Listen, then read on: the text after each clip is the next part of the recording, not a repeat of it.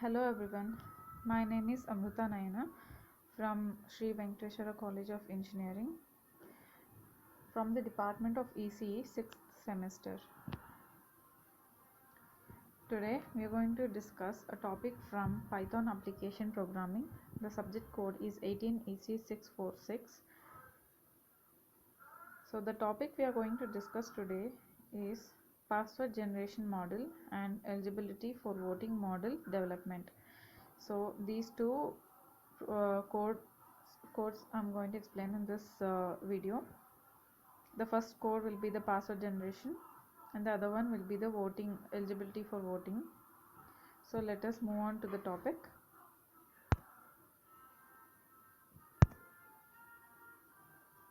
So first let me introduce what Python actually is. Python is an interpreted object-oriented high-level programming language with dynamic semantics. Its high level built-in data structure combined with dynamic typing and dynamic binding makes it very attractive for rapid application development as well as for use as a scripting or glue language to connect existing components together. So according to this, Python is a high level language. And now let us discuss the steps to generate a code for password generation. The steps are given below. So the first step is import necessary modules. So we are going to import the necessary modules that are required for the generation of the code. The next one is define the alphabet. The third step in this process is fix the length of the password and generate a password. And the step 4 in this process is customize your passwords based on constraints.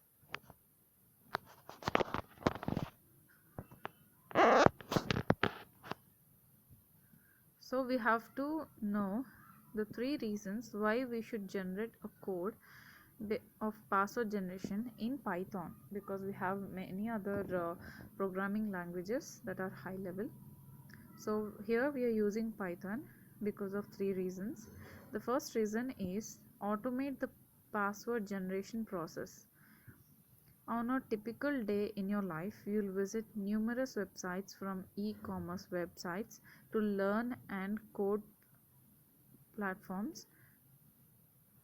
Most of the websites require you to log in with credentials. So now if you open an app in your phone, the first thing that you have to do is maybe put your phone number or your email, and then you have to put your password.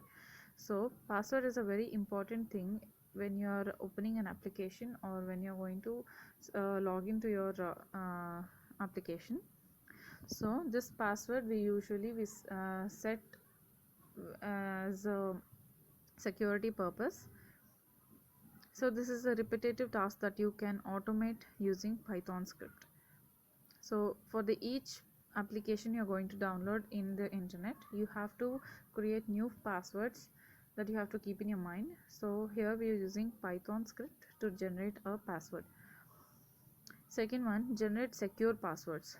So when you're creating a password for any application, they always ask you to generate a password or create a password that has a very high difficulty, or it should be a very unique password. So coming up with strong passwords that meet security constraints can be challenging. Trivial passwords that are not strong are susceptible to security attacks. That means they can be cracked very easily by hackers. So you have to keep your password very strong. So you have to spend some time in order to make a strong password. So this will help you to create a password very easily. You can use Python to programmatically generate secure passwords. This lets you run the script to generate passwords as needed without worrying about the password being secure. So the third thing or the third reason that add a practical project to your portfolio. So if you are a beginner Python programmer, then we have to build some projects on to hone your skills and showcase your programming expertise through a portfolio. So now let us see the code for where we use to pass for the password generation using Python. Okay, so first thing you have to do is, as you have seen in the steps, we have to import the libraries. You can see here, so you have to import the necessary modules. So here we are going to import string and import random. Then we are going to take a variable. See here, step 2 is define an alphabet. That means here we are taking if name is equal to main. So the thing that we have in double inverted commas is main. So we are having 4 strings here. The string s1 is for the lowercase letters, string s2 is for the uppercase letters, string 3 s3 is for digits, and string s4 is for the punctuation. So this code will give us different kinds of availability. Like when we use a password, we require lowercase, uppercase, then we use digits and some punctuations. With the combination of these 4, we can create a strong password. So it is necessary to add these things, that is the lowercase letters, uppercase letters, digits and punctuations.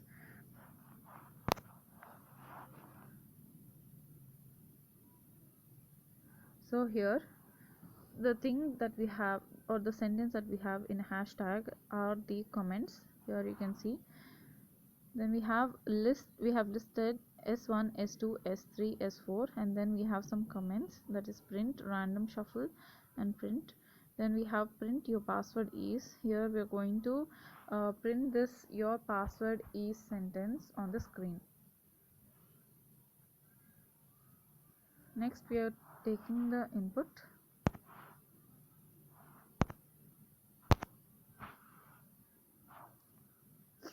Okay, now we are going to see how we are going to check the eligibility of a voter. Like when there is an election and the voter ID is issued only for people who are aged 18 and above in India. So we are going to check the eligibility of a person according to their age. That is the only eligibility for voting. So you have to be a citizen and you have to be 18 and above. So we have to check whether the citizen is 18 years and above. This code will help us do that. In this post you will learn how to check if a user is eligible for voting or not using the Python programming language. The program will accept the age as an input from the user, check the eligibility and print out the result. So in India, a person age should be 18 or greater than 18 to become eligible for voting. We can simply implement this logic in an if-else conditional statement to check whether a person is eligible to vote or not. Now we will analyze the code. So first thing is a comment, that is Python program to check voting eligibility. So the first thing we are going to do is take variable, that is age is equal to int. That means we are going to give an integer data type. So your age will be either any integer from 1 to 100 can be the limit. So we are going to give an integer, and then this program should check whether the person is 18 or above.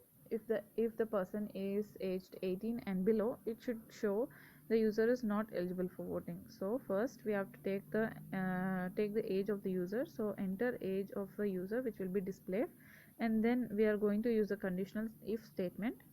Here age is greater than or equal to 18. We will print it as user is eligible for voting, comma age, because that is the variable we are using here. Else print user is not eligible for voting. So the output can be, now let us take some examples for the output of this program. Now here we have taken the example of 25. So when the screen shows enter the age of the user, then we are when then we are in then the input of this is 25 that we are giving. Then the output will be user is eligible for voting. So the next one is 13, then the user is not eligible for voting. The next one is 18, and again the user is eligible for voting. Okay.